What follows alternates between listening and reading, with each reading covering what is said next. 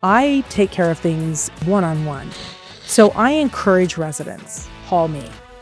They let me know, they text me, they email me, and they let me know this is an issue, this is a problem, Carrie. I'm about solutions, and I always have been, working the problem. Welcome to Henderson HQ. This is the podcast where you get all the stories behind the businesses that make our community tick. Don't forget to subscribe to our weekly newsletter. Hey, ladies and gentlemen, welcome to the Henderson HQ podcast. Don't forget to subscribe to the newsletter and check out the websites, allthingshendersonhq.com. Scott Grove's here with my new friend, Carrie Cox, who's actually one of the representatives on our city council currently. She's running for re-election in Ward 3, and we're going to talk about redistricting and all that stuff because it used to be an at-large position, and now it's by district, and now it's all this crazy stuff. I have your beautiful bio here. I think we're going to get into most of the bio points of, your huge family, 7 kids, 12 grandkids, you being a teacher, being in the area for 30 plus years. I think we'll get into all the bio stuff. So why don't we just start with you, like what you're doing, what you're running for, and like what the position is? Because I think a lot of people don't even know what their city council does. So who are you? What are you running for? And why does it matter to the Henderson viewer? Well, I'm Councilwoman Carrie Cox, and I'm also a resident and here in Henderson in Ward 3. And I love Henderson, first of all. And what a city council person does is we're over the infrastructure, roads, businesses, bringing new business in, taking care of the businesses that are here. We are addressing a lot of the education matters now because that is really a critical part of our quality of life here in Henderson. We take care of anything that's built. I usually say anything you live in, work in, drive on, we're in charge of all of that. And we really impact, as a council, we impact your quality of life more than I think any other level of government. I don't think people realize this because it's so easy to get caught up on the national politics and right versus left. And frankly, I feel bad for them, but I don't have any empathy left to pay attention to what's going on in the Strait of Hormuz. But right before we started recording, you were saying oh, I helped bring 4 grocery stores to the area. That's the kind of quality of life stuff of having options, having a grocery store closer. This is the stuff that really affects our day to day. And I know the voter turnout for local elections is horrible. So I try to implore people, yes, please go vote in your local elections. Get to know people, whether they're here or you search them out on Facebook or you go to their website. Because yes, to your point, these are the people that actually affect where we drive, how we work, what does our commute look like, what businesses are coming into the area. So let's just go from there.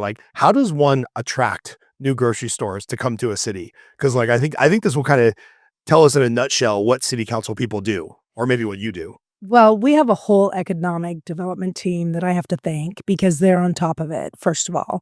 But I personally reach out and talk to people and send them over to our economic development team. And then that team also is working on bringing different businesses in. But what has been great for Ward 3, and I think, we definitely, I think, have met the task of bringing in new grocery stores. I mean, we have the Smiths that is out in Cadence had already been in the works before I was elected. But the Smiths on Stephanie, it was a pleasure to work with the Smiths Corporation. They are so down to earth. We have, Mariana's, which really people were asking, can we have a different type of grocery store? It's one of my wife's go-to. I love it. Yeah. And their produce and everything is great. And then Aldi's. Aldi's is really affordable. It has a whole different business model. And what I love about the ones that came in are that they are different. It's not just another typical grocery store. Smith's has the marketplace, which is phenomenal. If you haven't been in that store, please. I mean, sort of my go-to, if I can get a sandwich or salad. It's so much fun, right? Right. Offer so many choices. And then we have a discount grocery store coming in Cadence. Because when we talk about affordability, which used to be really a swear word, right. I mean, when you heard affordability, you thought, okay, my house values, my home values are going to go down. Right. I mean, what does that mean? What does that look like? And we need to have housing for all, which I can get into later. But as far as grocery stores, we need to have accessible, close grocery stores where the people are. People said, look, this is great that we have these grocery stores, but we're dying here. This economy is hurting families, it's hurting individuals, and our everything's going up and up and up and has been for quite some time, and we know what this economy is doing to people, and I'm like, "Okay, there we've got to, go a step beyond here and say, okay, we need a discount grocer coming in," and that really helps, I think, the market and competition and things like that, and so I'm really proud of the grocery stores and the restaurants that have come in. We brought Applebee's back. It was it left where the, Longhorn Steakhouse is and, so we just did a ribbon cutting. I just did a ribbon cutting. There was no we, but anyway, I just did a ribbon cutting with them, and it was fantastic. They're back, and I think they offer just a great selection also, and so I'm very proud of all the restaurants and the mom and pops helping them hang in there because I owned a restaurant and I understand what that's like. Job, everybody. And yeah, I wouldn't again. We were very successful. I actually gave up my restaurant to be able to be a council person. However, it's not for the weak, and it is definitely for younger people. So my niece did not like restaurant work for 10 years, and but Right. it was great. It was great to be in that business and to serve people. Well, I think it's so relevant to like where we are as an economy, right? Because a lot of the economy now is service based, even in or outside of the Las Vegas area. Obviously, we have entertainment and gambling and all that stuff. But, you look at any major metropolitan area, most of what is being built is service providers, right? Like service businesses, mom and pops, whatnot, because we're not doing manufacturing a lot in America anymore. Maybe data centers, but that's a whole nother can of worms. But I want to know with you and with the economic development group, what does that mean to like attract a business? Is there tax incentives, or is it just the fact that we're easier to work with for like business licensing and whatnot? Which I've heard from a friend of mine. Actually, he was on the podcast. And he said this publicly, so I can say it. Shout out to Casey, the guy who owns my gym where I do jiu-jitsu. He has 3 locations: one on the west side of Vegas, one downtown proper Vegas, and one in Henderson. And he's like, dude, bang for your buck. You get so much more opening a business in Henderson because it's easier to get the permits. It's one-stop shop where you can go from window to window to window. The inspectors are nicer. Like, he's like, I would open 10 more businesses in Henderson. I would not open one in Vegas. And I'm like, oh, okay, that's a piece of evidence that we're probably attracting more businesses. So what does it look like when we do entice these companies to come to Henderson instead of pick another suburb? Well, before I answer that question, it's just a shout out to our staff Yeah. to talk about what you just said. We have phenomenal staff at the city of Henderson, and they do a fantastic job. And I'm grateful because he had a wonderful experience. And that was part of the streamlining that I promised. And when I got in, that I helped make happen. So I'm glad to hear that. Not everyone has that experience, but we need to do better and make sure everyone has that experience. But it is not a staff issue at all. They're doing great. We just need to find the right, I don't know, we just need to find the right combination to make sure. Sometimes people get hung up with a lot of times with the, fire code. Right. And that's so critical, right? Where we make sure that's done right. But we do see some slowdowns like any other municipality in the county. But that's great to hear. And so how do we bring in business? I think we attract business, and I don't think I know, because Henderson's a great place to live. We just have such with 300 miles of trails, 77 parks, and more coming. It gives everyone the ability to be in the outdoors, to enjoy the scenery, to kids can go play, families can picnic. It brings people together. I mean, parks are about gathering, right? So I think that's a big thing for people, that they look at the quality of life. And the quality of life is so important. That's what I'm about, right? I'm in a fight every day for our quality of life. And believe me, it's a fight. Yeah. But I'm going to keep doing it because I work for the residents and the businesses, and I work for public safety. Yeah. Yeah. It's funny, the parks, growing up in LA, you don't go to the parks because they're homeless infested, drug infested. It's not safe. It's not clean. Like, I wouldn't dream, if I was still living in LA, of taking my kids to a park. Right after we're done here, we're running to the park because we're doing a little quarterback lesson with my son. Shout out to the Henderson Cowboys. Woo. But what's crazy is we've been going most nights to just throw the ball on the big grass field. And every night there's families coming out to like enjoy the splash pad and picnicking. And, we're filming this in the middle of July. So it's usually after the sun goes down. But there really is a quality of life with our Parks and Rec. So shout out to them because they're doing a great job as well. And we've taken my wife's school over to the climbing wall that's in the rec center and use the pool there for like a triathlon day. It's like, it really does make a difference. And I just look around and I'm like, this is not cheap. Like No. it is not cheap to maintain parks. So I'm glad that that proposition passed. That's keeping the money Yeah. going to the parks instead of some other slush fund. That did pass, right? Yeah. Okay. Yeah. Thank you. It actually passed in the high 70s, a million percent. So I'm so grateful for our Parks and Rec team, and I'm grateful for our amenities, and I'm grateful for their energy and their effort in maintaining that. And we just have a great Parks and Rec. And how long is the term for a city council It's person? 4 years. 4 years. Okay. Yeah. That makes sense to me because I know some other city councils are 2 years. I'm like, dude, you're just learning whose name is who and what departments do what in 2 years. So let's talk about that. Like for you on the next 4 years, like what's on the roadmap? What specific projects, programs, initiatives, like what do you really want to support in the next 4 years on city council when you presumably get reelected?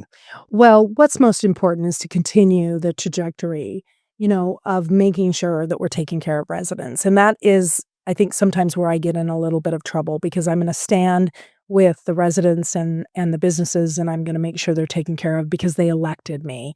And really, that is our job. We have to do that. And so sometimes that gets in the way of some agendas, and without being negative, it does cause some issues. But I want that taken care of. I want everyone to come together. I think there's some division in Henderson in general where people are upset about different things and they feel like they're not listened to. They feel like they're not respected. The residents come, they're not heard, and things are not taken care of. I take care of things even more importantly, one-on-one. So I encourage residents, because so many do, call me. They let me know, they text me, they email me, and they let me know this is an issue. This is a problem, Carrie. I'm about solutions, and I always have been, working the problem. And let's get it taken care of, because maybe not everyone will get everything they want, but I do want them to walk away happy. I don't want them feeling angry at me or the city council. I want them to feel like they have good leadership. And in order to do that, it takes face-to-face communication and making sure things are taken care of for them, because there's some real concerns out there. Yeah. And they need to be addressed. And frankly, we can do better. I feel we can do better. And I want the opportunity to really get in there and work together to do better for the residents and for really our men and women that serve and sacrifice on our Henderson Police Department and our fire department. Critical. We take care of them. I want to first of all say you are who you say you are, because I texted you. You did not know who I was. You did not have my phone number saved in your phone. And you got back to me a couple hours later. I'm like, oh, who's this? What are you looking for? How can we help? And then we ended up chatting, and you didn't even know how we got introduced. But I did have your personal cell phone. You personally responded to me. We were able to schedule this. Sadly, I had a bunch of scheduling conflicts. So sorry that we had to wait so long. No problem. But I do want to ask, because, this is kind of like a politician platitude. We can do better. It's like, well, what does better mean, right? So for you, what are some things specifically that the city, and this could be the residents of the city, this could be the services of the city, this could be you on the city council. What does that mean to you? Like, hey, here's some areas where we could really be doing better. Like what's on the Carrie hit list of things we could be doing better at? Well, there's a list. Okay. Well, let's go through them. Go for it. But I really think that and it's better now that the contracts were finished and done for our police department. Yeah. But that took a long time and a lot of money and a big fight. Why? Where we ended up in the same place we started. Yeah. So as a city council, and I can only speak for me, but we need to honor them and really work to get what they need out the gate. And again, I don't think everybody's going to get everything that they want. Right. That's not what I'm saying. But I am saying that they protect us. We Yeah. have to have them. And to have officers leaving and upset, to have, discord is just not necessary. So I want to make sure that public safety is taken care of. And we've ordered equipment. We need a couple of rescues for the fire department. That's my goal. Okay. We've got to get those rescues. And we've definitely been bringing in equipment, a ladder truck. We have a couple, we've done some apparatuses. We've done things like that to be able to make sure that they have what they need. But for instance, I mean, I've heard now we have men and women in a man camp on the Valley Verde station. Why? And it's an active construction zone. So that's how we can do better. Just let's take care of our people. Hey guys, just a quick ad from our sponsors here that make this podcast and our newsletter possible. Want to give a shout out to Ethereal Med Spa, a gym for your skin. So it doesn't matter whether you're doing anything proactive all the way up to spot removal, all the way up to beautification, right? Or vanity. Ethereal Med Spa, they got you covered. Scott Wright over at Wright Auto Body, love them. So anything from a scratch and dent to a big insurance job, all the way up to a custom rebuild of a classic car, they got you covered. And shout out to my buddy Casey Halstead, owner of 10th Planet Jiu-Jitsu, which now has 3 locations. They just opened a new location on the west side. So they got our Henderson location, they got a mid-city location, and they've got a west side location. So anywhere in the valley where you're looking to train jiu-jitsu, check out 10th Planet Las Vegas. Now back to the show. I was kind of shocked. This must have been 8-10 months ago or whatever. There was some event on Water Street in the evening where they had all the service providers and the fire truck, and they had the SWAT truck out there and all the stuff. I was kind of shocked to go out there in what's supposed to be like a community celebration of the departments.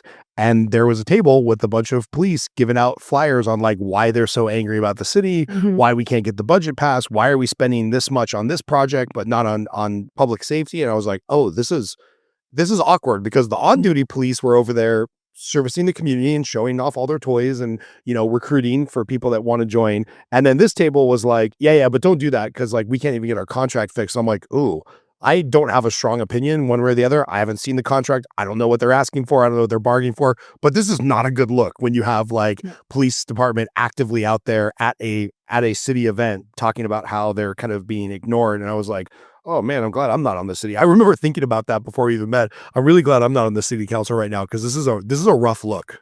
It is a rough look. And, but I think more importantly than the optics is the reality. Right. Because, we do a lot. Politicians particularly do a lot about optics, right? It's all about optics. How's it going to make us look? How's it going to make us look? I think if we thought less, and I don't really think that way, but if as politicians thought less about what it was going to look like and just do what's right, I think it solves that, right? And I'm not being critical of anyone on the city council or staff or anyone that negotiated that. I am saying that, yes, was not a good look. But the reality is that public servants, our public safety, men and women, paid for that. Right. The stress, what they went through. I just think we've got to find a way to come together and take care of it sooner and not let it go on and on and on. We're going to disagree. We're going to come together and let's find a path forward. And that ended up happening, but it went to arbitration. I mean, it isn't great. And so I prefer to just say, yeah, the look was awful, but the reality was worse. Yeah. And it wasn't fair, and in my opinion. I'd be willing to bet with arbitration and legal, all that stuff, we as a city probably ended up losing more money than we gave up for the contract. But I haven't seen those numbers, so I'm just projecting. I think affordability, going back to affordability, we've done a lot with housing, and that's where we're heading is, we have kids. I had kids that couldn't afford to live here in Henderson that moved with their children and my grandchildren, right? And so that's a normal, a typical thing, right? That's happening. It didn't just happen to me. It's happening to residents where they themselves cannot afford to live in Henderson, but they work in Henderson. We want to make sure that there's housing for all. I really feel that. And so Meriden is a project going in on the corner of Galleria and Stephanie, right by the Galleria Mall. And that is a great project because it is offering townhomes. And I think home ownership, one of the things that would really help our economy and help our young people, and even some that aren't so young, that have either lost their home due to divorce or due to the economy or due to a loss of job, is to help them get back into homeownership and get those that have never had homeownership, if they would like that, to get them into homeownership. Because think about the American dream. That is what, I mean, I'm 60, almost 61 years old. And so I had the American dream. My parents had the American dream and my grandparents. And what worries me is that we are just degrading the American dream to the point that our kids are never going to realize that, and definitely theirs won't. And so that's part of doing better and making sure that we have the housing necessary for people to be able to be affordable. And so I know it doesn't sound like 300,000 to 350,000 is affordable, but that's great compared to $500,000 and $600,000 homes, which is where our market is and was. So we're bringing in developments and working with developers to do that. So how do you do that, Ray? Because I worked in mortgage for a long time. I'm embarrassed how much I know about the housing market because now it's all worthless knowledge that I just coach people. But what's interesting is like in LA, for example, I'll use because I just love to pick on LA with how horrible they are. They were incentivizing the wrong side of the curve, right? They were always like, oh, well, we have a new $5,000 grant for home buyers, or we have all these things that they would create because there's a lot more wannabe home buyer voters than there are developer voters. But the problem in LA is not more programs to get people a little bit lower down payment. The problem is there's not enough housing. So how do we incentivize the builders to come here and say, no, no, no, your profit margin might be a little bit smaller on condos or townhouses or high density units, but this is what the city needs. What kind of levers do you have to pull on that at the city council level to help entice developers to come do high density housing instead of, oh no, we just want to make 7 McMansions and sell them for $1 million each because our profit margin is higher, which is what's happening right down the street from me. How do you get them to do more high density housing? Like what can you guys do on the city council? Well, there are developers that really specialize in that, and we're lucky to have them. And for the ones that aren't specializing that would like to get into that, KB Home, I mean, they're great. They came in, it took a lot to make that project pencil. Okay. But they did, and there are incentives, and we do work with developers. Cool. But it really is based on AMI. It's based on what our neighborhoods need. And right now, we've got to be able to get loans for people that don't make the 6-figure incomes, and take care of families. And I think that helps homelessness. It helps everything across the board when we're making sure that there's housing. I mean, we're down. I think it was 40,000 units still. I would have to check that. That's been a while, but it's significant. And I don't think high density housing is the solution. Okay. I think the high density housing we have adequate high density housing. Okay. I feel that. And there's a lot of push from a lot of people for not having high density housing. Right. And so we've got to listen to our residents. And I'm not against anybody that builds high density housing. But I do think there has to be options. And I love that we're going to single family again and to townhomes and detached and attached. And we're trying to make sure that we have, an array of options and price points to serve everyone. Yeah. That's important to me. I think we might be saying the same thing, but I think of townhouses as like high density just because you can squeeze 2 or 3 of them on a lot that you would normally do a single family. No, I know. Yeah. But well, but I would be the worst city council person because these two things cannot be true at the same time. You can't bring down property prices and like make things more affordable unless you build more housing. And more housing means there's going to be more human beings and more traffic. And so if I was talking to a voter, if I was a city council person, they're like, I don't like having traffic in Henderson and we need the price to come down, where those two things aren't going to happen at the same time. So how do you balance, and it doesn't have to be these two things, but how do you balance like competing interests, right? Where it's like, yes, and we need this business, but we don't need to spend this money, or we need more housing tracts, but everybody's upset about the Boulder project, which I don't understand why people are mad at the Boulder or the Boulder Highway project. Cause it's like, we need a wider street. It's just, your job seems unwinnable. I guess I'll just put it that way. So how do you balance all these things when there's conflicting interests? That's a great question. My brother, I have 2 older brothers, one's passed, but the one that's 15 years older than me, Bill, He was brilliant in business. He was a business consultant, and he just said, "Listen, Carrie, always go for the win-win." He said, "You don't want somebody to win big and someone to lose big. It doesn't work. So go for the win-win." And that win-win may be minuscule, Right. or that win-win might be great, but we have to try to thread the needle. And I think, we may not, and I may not always get that right, but I'll tell you right now, it's always my goal, and I never give up. And I am always fighting to make it right. And when our residents are upset about the Boulder Highway project, I don't blame them. I think we need to look at the problem and not personalize it. Yeah. I think I read a little response on one of my posts about the Boulder Highway project where somebody says the city hates us. And that broke my heart. So I don't hate the residents. I love the residents, and I love Henderson, and I want to make it better, and I want to keep what's great and work on the things that aren't right together. And so as far as the Boulder Highway project goes, I think it's really important to note and hear me all the way out, because I'm not skirting accountability at all. I was not on the city council when the Boulder Highway project had its final approval in May of 2020.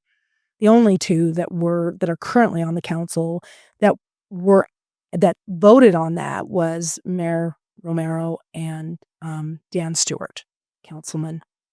And I wasn't there, so I don't know what happened. I can't judge that. But what I can say is we're here now.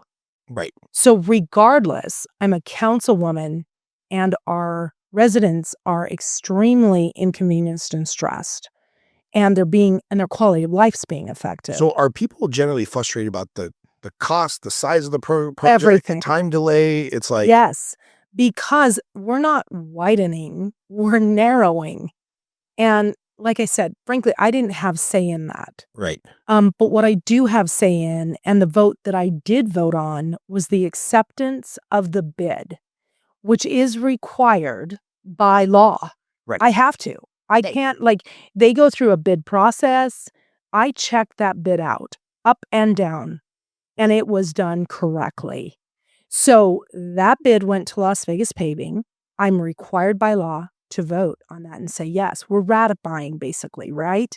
We're not, So it wasn't a decision about it's the more of a rubber project. stamp once you go through the bidding process. Exactly. And what was sad was that there were reports by the RJ and I think a couple of stations that, hey, the Boulder Highway project was approved when we had the vote in 2024. And it's like, no, the Boulder High, go back. It started in 2006. The final, it went through a long process of neighborhood meetings and getting and everything else, right? Because they need to think about this. That took a lot to get that through. It took from 2006 to 2020. And then in 2024, we accepted the money that goes with that. And we're not paying for that. But they're upset about the narrowing of Boulder Highway, and I understand. They're upset about the bus going down the middle and people having to cross from both sides, and I understand that. I get where they're coming from. I guess it's hard to say, but the train left the station. Right. And so what can I do? What am I doing? What I'm doing is mitigating the inconveniences and the things that are upsetting them, the residents and businesses, which are really being affected.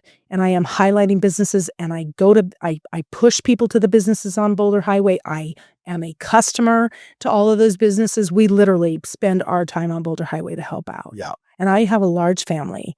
And so I bring friends and I bring family, and we're supportive. But when I help with the communication with the city, I work closely with the public works director and with staff to address the timing of the lights. That's been a big deal. And I know they're working on that. And I actually drove from the movie theater. We were over at the movie theater just off of Boulder Highway there last night. Cinedome. And the Cinedome. Shout out to their $5 Thursdays or whatever. Right. Yeah. Wonderful. And there was someone out there actually working on the lights physically at, 10 o'clock at night. They had a crew out. So I take what I'm hearing from residents and I go and I address that with the proper staff to make sure that we're helping mitigate this. I hear, let's get rid of it, let's reverse it, let's do that. I don't have that in my power. Right. And I just want to make sure I take care of residents and businesses through this process. This too shall pass. That stinks. Right. I'm so sorry, but I'm here for them. Right. I am here to help address By the way, this would their be concerns. another reason why I would be a horrible city council member, because I go to Johnny Mac's, I go to the Sit-in-Dome Theater, I go to several the comic book store down there. We go to a lot of businesses on Boulder Highway because it's right down the street from us, and the good businesses are still busy. So the people complain, oh, my cousin's friend's business went out because of the construction. No, it probably went out of business because you have a bad business, but that's just me. I would make a lot of people angry in your position. But you mentioned what we can do.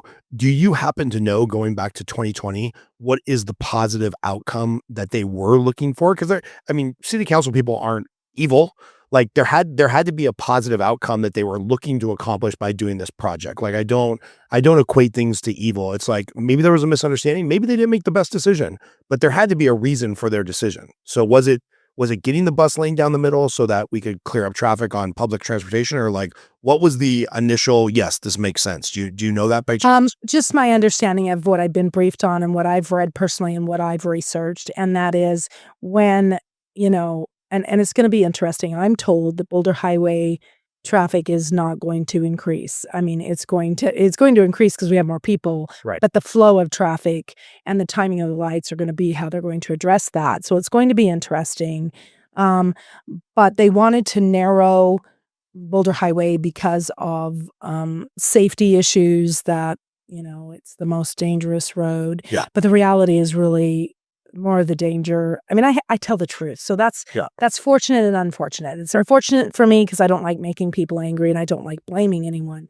But the reality is that the most dangerous part of Boulder Highway is Sahara, which is in Las Vegas. Right. And they've elected to put the fencing down the middle. And so they've made some other choices, right? But we are where we are. And so to answer your question is they cited, I can tell you what they said, what this council at the time said, and it was safety. And they wanted to make it easier for them instead of crossing all the way from one side, because that was a very large, think about going across six lanes to get to the bus, and people are running to the bus, and they wanted to make that more like they come to the center because it shortened the distance and it would create a safer path and an option. By the way, this makes sense to me as I've almost ran over 4 people in my life. 3 of them were on Boulder Highway because people are cutting across and whatnot. So it's like, it's this double-edged sword of like, yeah, okay, maybe you're a little frustrated that the businesses are suffering because there's construction, but if you want the whole ecosystem to be more walkable and more pedestrian friendly, these are the kind of changes that have to be made. Like I'm not saying they were right or wrong, but just this, I see on the Facebook groups how these people get about some of these local projects, and I'm like, dude, you need to go to work or go spend time with your family or go stop by a CBD store or something, because you guys are stressed out of your mind for something that. Well, and I feel bad for them. I feel bad for residents. I do, in businesses, and I get where you're coming from. I really support residents and how they feel on this. Right. But again, I wasn't there to help make the decision. I didn't weigh in on the decision. Right. So at this point, what do we have? Yeah. We can complain, we can be upset, we can let it disrupt our lives even more.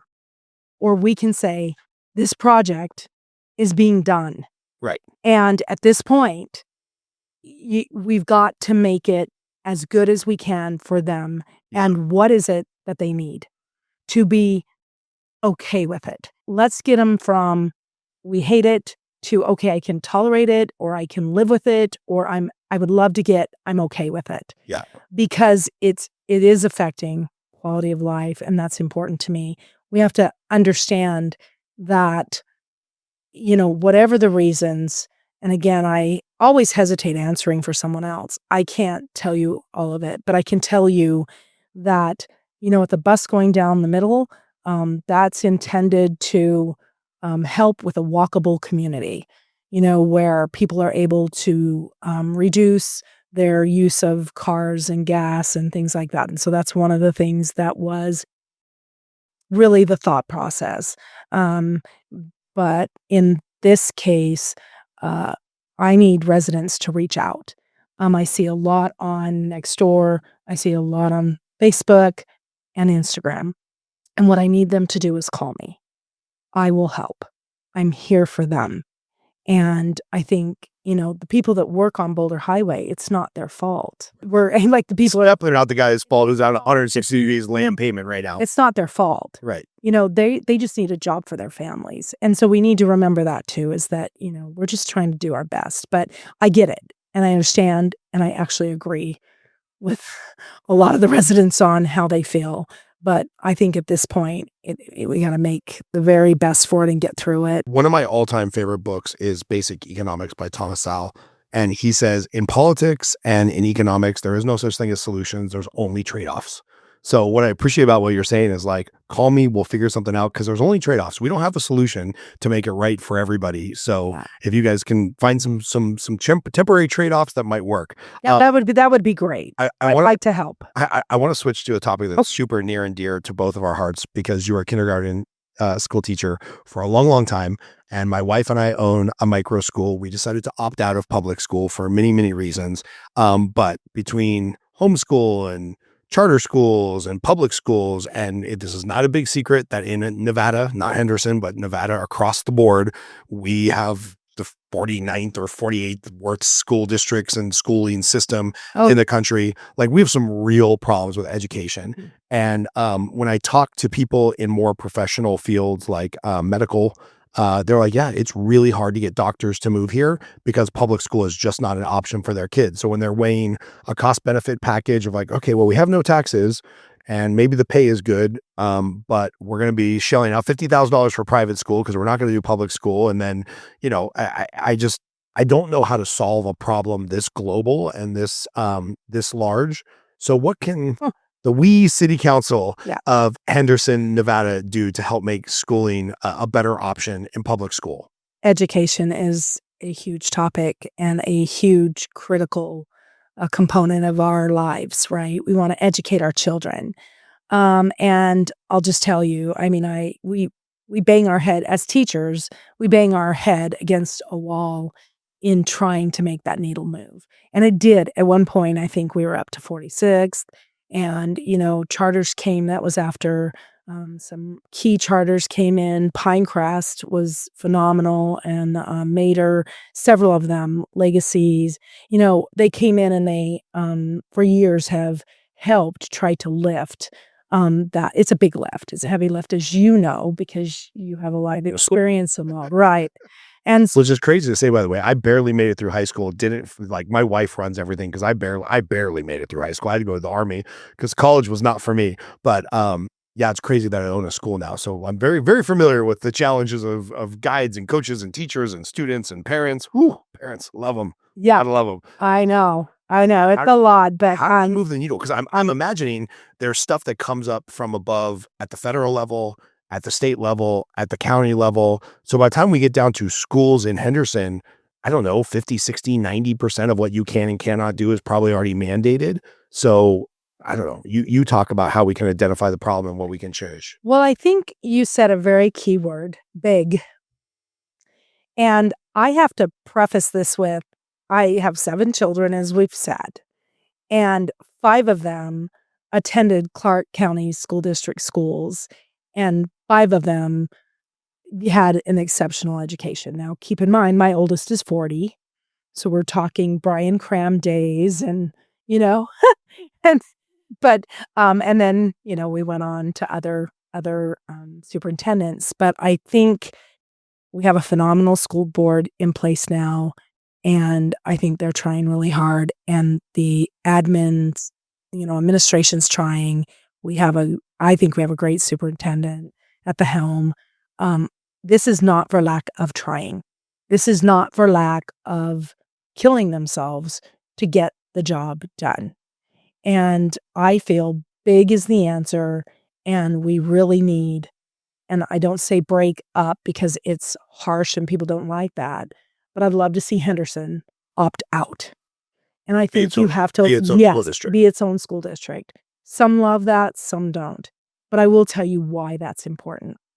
Because it has been shown all over the United States, especially if you look at Educate New York, which is their theme, right? New York has very small school districts, and they do phenomenal.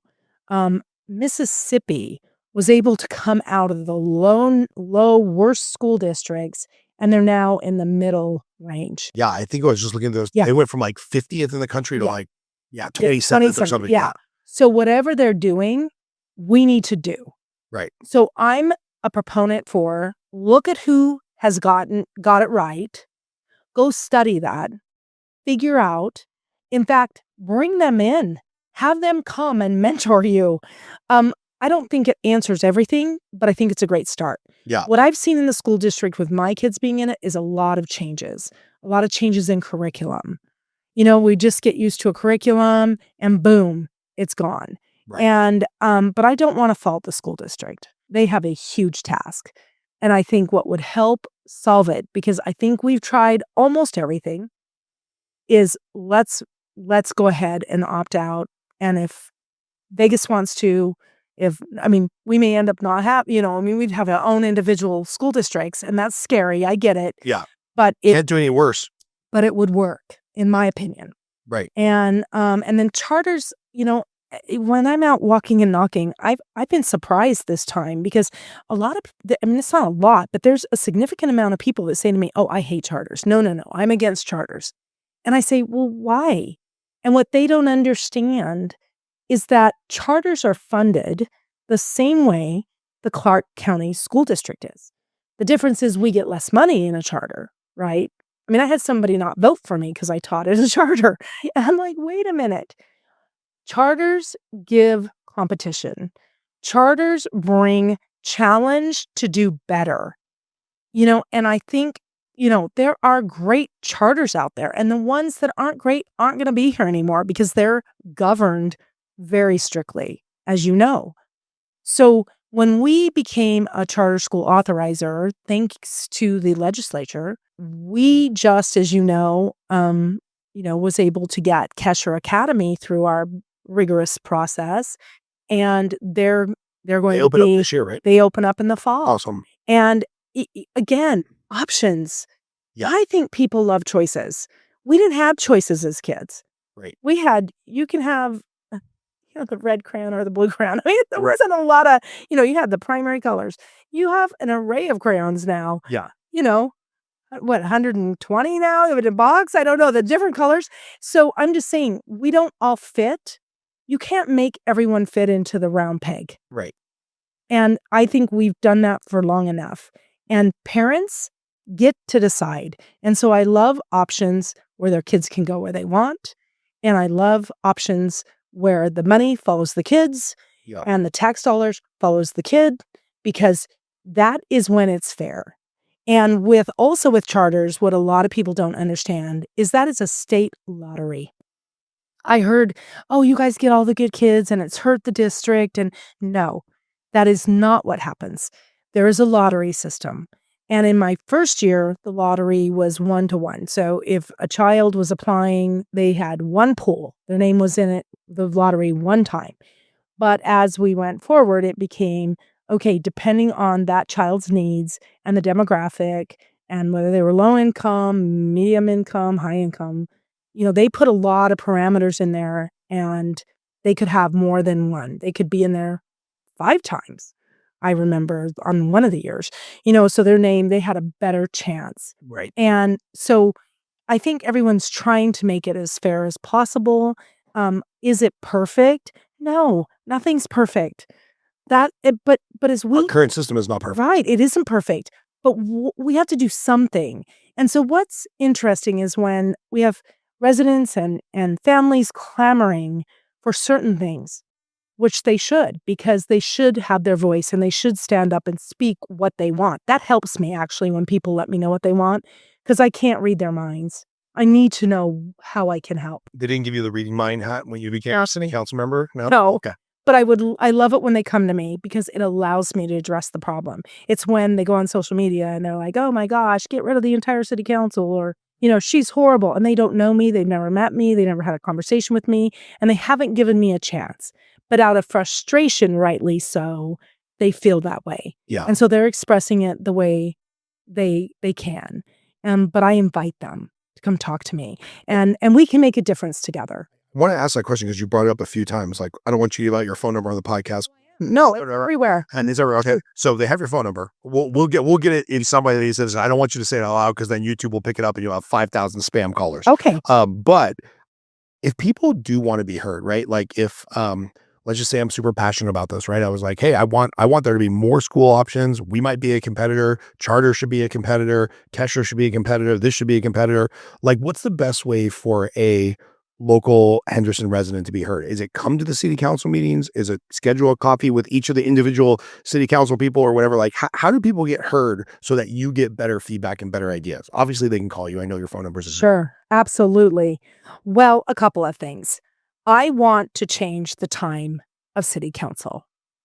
It's 4:00 on the first and third Tuesdays of the month. It's hard on everybody. They're picking up kids. They're just finishing up their workday. They've got to get to a meeting or a doctor's appointment, and it's at 4:00 in the afternoon. First and second? It's the first and third Tuesday. So in my next term, one of the things that I want to make sure that happens is that we get that time pushed to at least 6:00. I mean, and I understand it's it may be a staff issue and things like that, but we can figure that out. Come on. The residents, the taxpayers, they deserve to be able to come and talk to their council members or attend city council meetings when there's something that interests them or that affects them. The other thing they can do is I have morning meetups, breakfasts. I have evening. A lot of people were like, "Hey, I can't come to a 9 a.m. Breakfast meeting." And then but we alternate, and I do have evening meetings at 6:00, so they can choose what works best for them. But if none of that aligns with our schedule because they're day sleepers and they work at night or whatever, their kids' schedules because of all the things that we do for our kids and the sports and the dance and everything. I've done it. I've lived it. Sure. Yeah, I've been saying, they're like, class. Right? They're like, I can't get to a city council meeting. Call me. I will go to coffee with you. I'll meet you anywhere. I'll meet anyone anywhere, because I want to make sure I'm taking care of them. I believe it's a responsibility of an elected official to be accessible. Right. And the one thing I am is accessible, and you mentioned that.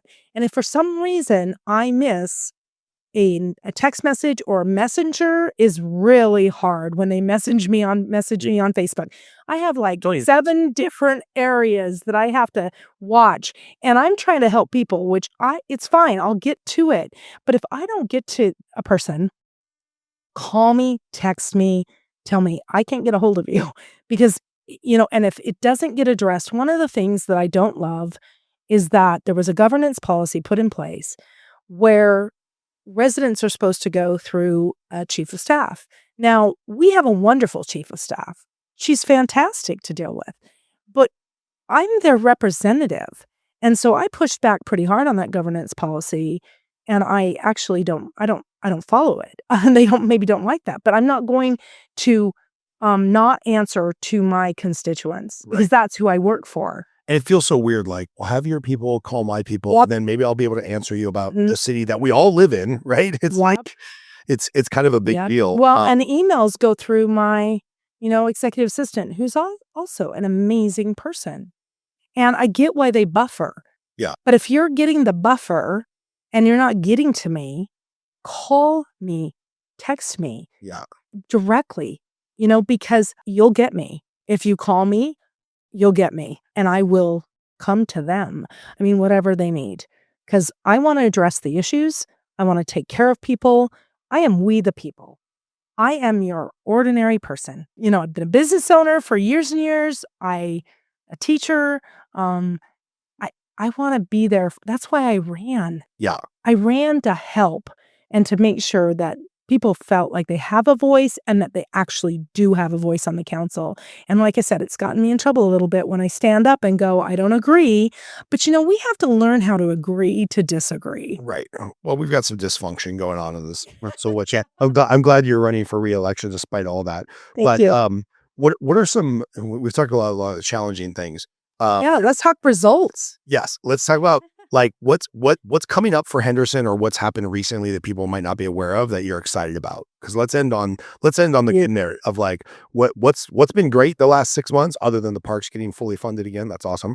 And then what's coming up? Is there anything you can tease us on that like we're excited about XYZ? Sure. Well, some of the results, which I think that's how you measure a person who serves you, especially in a reelection, you have to measure and don't listen to the noise, right? Like I said, if they have questions, they need to call me. I don't care how tough the question is, I'm going to answer it. And don't believe everything you hear on the news. That would be something I will say because there's sometimes a political agenda out there trying to make sure that you don't have a voice. Yeah. But I worked really hard on pushing for a preschool learning center to be put in Cadence, and we have that. That is the groundbreaking's taking place. It's underway. It's looking good. It's going to come online, I think, in 28. I have to look and get an update on that, but that's exciting because early childhood education is critical, More important than college. right? It really is, Yeah. and By the way, people don't understand that, so let me qualify since you agree with me. There is a lot of research, you can Google it, you can chat GPT it, where like all of the money that we are subsidizing in college, really, if we wanted to like actually move the needle, especially at the low to moderate income, we would reinvest all that money to early childhood learning, like 2 to 5 years old, because that's when the brain's developing the most. Look it up. You can argue with me. Email Scott at Scott Groves team. It's fine. But yes, I would love to see more preschool, preschool, child development, all that kind of stuff. So that's awesome that you brought that. Sorry, I cut you off. No, that's great. And we need to really address the mental health. Those results, I mean, I think I've been working really hard. I know they're going to bring Campus of Hope for the unhoused, for the homeless. That's going to be ran by the state. And so I don't know how much access yet Henderson's going to have, but we're pushing on that because we do need to address homelessness and mental health. And I have done that. I mean, I've been out working with homeless with my family for 25 years. This wasn't a city council, let me do that for city council. Right. So I'm going to continue to push for more funding. Henderson has a great homeless response team, and we need to buoy that up. We need to make sure that that's, we have more resources. One of the things I'm hearing a lot about and that I helped with is with the RTC where individual little buses, they go around and they pick up, our retirees and those that have different challenges, and they make sure they go to doctor's appointments, things like that. Well, I hear they're struggling with that, and there have been some residents stranded, and we have to address that. I work on that frequently on how can we do better. We have to address some, things that are so important as taking care of our vulnerable populations. And I feel that that's some of the results is the vulnerable population, the kids, the seniors, the veterans. I work closely in all of those areas to help people that need more help than your average person because we can't forget them. We have to take care of them. And thank you to everyone who served, especially with our 250 years. Thank you. And my husband, father-in-law, brother, but also served, but I had uncles serve. So thank you to everybody who served in whatever branch that is. We just unveiled a veteran wall inside of Mira, and It was very cool. it was fantastic. And so the successes are, can I have a direct effect on grocery prices? No, but let's bring in some grocery stores for competition, like I mentioned, and bring in a discount grocery store. Can I have a direct on healthcare? No, we can't. But what we can work on is making sure that our education is in check. So what you said, doctors want to come here, Right. and we can bring in good quality. I mean, we have some great doctors here. We just need more. Yeah. Our population's increasing. We need that. We've seen leaps and bounds. We have 46 officers in the academy right now, addressing, more cops on the street. That's been an issue for a very long time. Great that they filled that class because I know from a year ago when I talked to somebody who I can't use his name, they're having a really hard time with recruiting. But now that's great to hear that there's 46 people going through the academy now. Exactly. I love it. And I actually went early on. I was, when Chief Chadwick was in, I went and did a recruiting trips that went up in Utah. And I know they're changing how they do that now, but that was very successful where we went to 5 different colleges up in Utah and we went to 2 private academies and we were able to get people in because we were really hurting. When I ran in 2022, we had a 90% increase in burglary, an 88% in robbery, and a 55% in catalytic converters and vehicle thefts. Okay. I mean, doors were getting kicked in Anthem, right? Chief Chadwick brought that down. Yeah. Before she left, Chief Rader is maintaining that, which is wonderful. So we definitely addressed and that was some of the results. Yeah. I definitely helped to address the public safety crisis that was coming our way. And also, we had a program where retirees came back in and they worked for 2 years to fill some of the gaps. And so that was great. Our cadet program was a big thing I pushed. Oh, that's So that's another result. We had an explorer program, but I wanted the next step. And so that cadet program I pushed. We've got a new fire station over on Boulder Highway. And that was amazing because that was the old camping, camping world. So I feel like there's been a ton of success, a ton of results that have impacted quality of life in a positive way. And like I said, bringing in businesses, taking care of our public safety, taking care of our education. And I think really transparency. And I know that's a buzzword. Right. Like it's thrown around all the time. One of those platitudes you talked about, right? What is transparency? I sometimes want to say, can you handle the truth? I sometimes want to say that, but I'm not going to because I feel like maybe everyone doesn't need to know all, but if they want to, they should have access to that. Yes. They should be able to know what's going on in their city and that transparency is critical in really moving forward. And that I'm going to keep working on because I think when there's transparency, people might not like what they hear, but doesn't that give you a jumping off point to have a conversation, to have dialogue, to work together, to come to a win-win? And some people say, oh my gosh, this sounds so Mary Poppins-ish, right? You're like Mary Poppins, right? But the reality is, think about when I was born and as I was raised, that's how we did things. Right. We did things with a handshake. We did things with trust, transparency, and it was in a phenomenal time. It's not that we didn't have our problems, but I enjoyed that time in my life where I felt true peace growing up. And we need to give that to our children. We are Henderson. I can't say that enough. We are Henderson. And what my number one goal is to bring people together. Let's bring everybody together. And it sounds kumbaya-ish, but we are Henderson. And I want residents to know that leadership is about, even if you're not there for a vote, it's about taking accountability and saying, we're going to fix this and this is how, and we need your help. We're going to come together. We're going to listen. Listening is so important to find out what is the problem, and then we can start working the problem and find the solutions. And that's, I think, what residents want. And I find that we have very smart, intelligent people in Henderson, very educated, a lot of them, and very in tune people that know the political game, know what's political, know what political attacks are. And I've come under a lot of heat and issues. By the way, and I get that a lot of false information, a lot of lies. Yeah, and we could go into all the drama, which is not really worth going into, but I know what city council people make. I know how much time you put into a job that probably comes out about $10 an hour after you factor all the time that you work on this. Oh, yeah.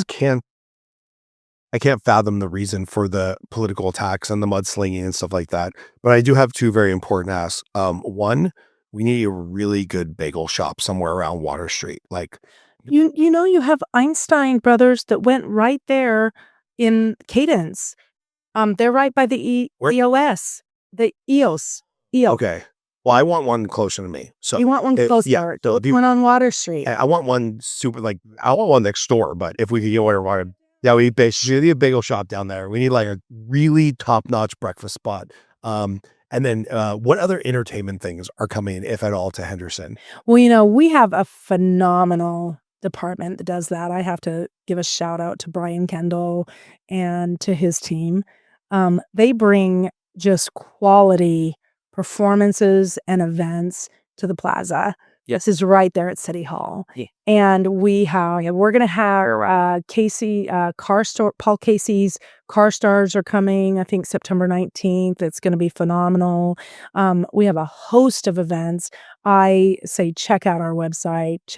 They do a lot of promoting for the different things that are coming. They just had Juneteenth. They just had several events that brought a lot of people down there that they enjoyed. But we've got National Night Out in the fall, which is great to come and see all of our police and fire and go in this SWAT vehicle. And it's just really cool.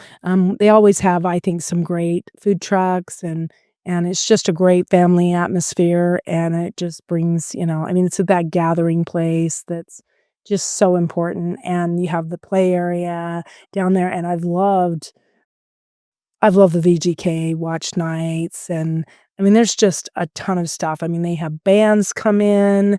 So Water Street's happening. What did we do recently? We did the car show. We did the St. Patrick's Day parade. We did one of the movies in the plaza there. So yeah, there is a lot. Yeah, Moana. Yeah. That was phenomenal, right? We didn't make it to that one. We made it to the one before. I can't remember if it was Finding Nemo or something else. But there's great restaurants on Water Street. I was just at Juan's Flaming Fajitas. I was just at Wine on Water Street the other night having a few cocktails with a friend of mine. So, and that's a great place that people love to go in. And I have to say that Water Street Pizza, if you haven't done Water Street Pizza, you've got to go to Water Street Pizza. We got an event coming up. Maybe we'll do it there. Please, it's an incredible place that really mom and pop owned. They do a great job. The food is fantastic. And I think what residents can do right now is support businesses on Water Street and support them on Boulder Highway. Yeah. That's how we can help get through this time where there's a lot of construction, a lot of cones. And the reality is the positive side is there's jobs. That's jobs. That's helping the economy. But the inconveniences, again, call me, we'll address them. Because we got to help. We got to help calm that stress down. And I have felt it. Trust me, I've been there. I've been on the roads. I'm experiencing it. Well, that sums up Carrie, right? Call me and we'll see what we can do. It's like that really sums you up. Like I want to be transparent. I don't know if I can have all the solutions. There might be some trade-offs, but call me. We'll see what we can do. That's going to be your tagline. If you thank you, I should. And I just have to say that voters have a choice in this election, and this is a critical election. I need everybody to show up. Because I do show up. That's the one thing. If people say, Carrie's going to show up, I'm going to show up for you. I'm going to show up for the residents, the businesses, and then for families, I'm going to take care of it. I'm going to take action. But I need people to show up in this election because you have a choice of someone who stands up to special interests and puts my neck out on the line every day. And will continue to do that because Henderson's worth it. You're worth it. Right? Or you have someone that has been a paid lobbyist that works for special interests and has for a long time. And she doesn't mention that in her bio, but it's true. And I've known her for a long time and I have nothing negative to say except for that is the choice. And for me, I want the person who's going to show up that has the experience, that knows how to get to a win-win.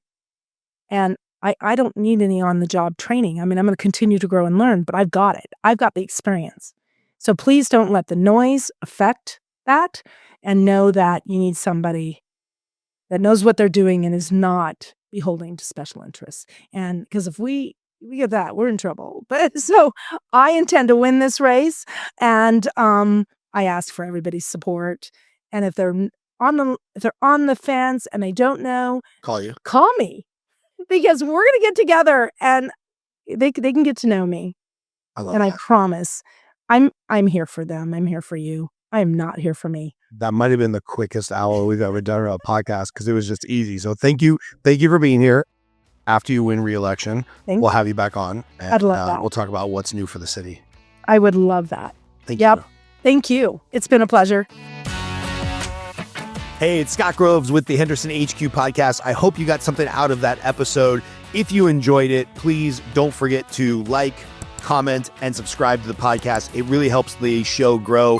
And by the way, if you are a business owner or you know a business owner who has an interesting product, service, or just an interesting backstory, please get in touch with us. Email us at thehendersonhq@gmail.com. We would love to interview you because that's what this show is all about. It's about building community, supporting local, individually owned businesses, and just making Henderson a great place to live. And don't forget, go to hendersonhq.com and make sure you sign up for our newsletter. We send out a once-a-week newsletter, no spam, about the most interesting local businesses, hotspots, restaurants, community events. Thanks for watching the show. Really appreciate you.